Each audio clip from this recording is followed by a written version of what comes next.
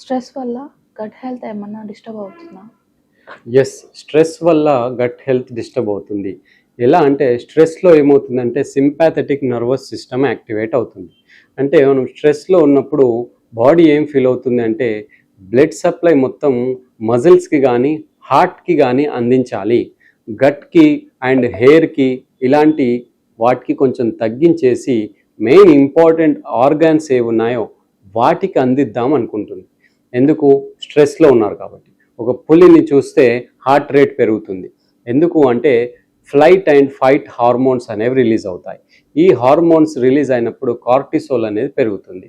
So ఇవన్నీ కూడా గట్కి blood సప్లైని తగ్గిస్తాయి. సో ఇలా క్రానిక్గా స్ట్రెస్లో ఉన్నారు అంటే గట్ బ్లడ్ సప్లై తగ్గుతుంది అండ్ లైనింగ్ కూడా డిస్టర్బ్ అవుతుంది. గట్ బ్యాక్టీరియా ఇంబ్యాలెన్స్ కూడా అవుతుంది. దీనివల్ల ఇండైజెషన్ ప్రాబ్లమ్స్ వస్తాయి. సో ఇది సైంటిఫిక్ రీజన్ స్ట్రెస్ వల్ల గట్ డిస్టర్బెన్స్ అవ్వడానికి. Thank you.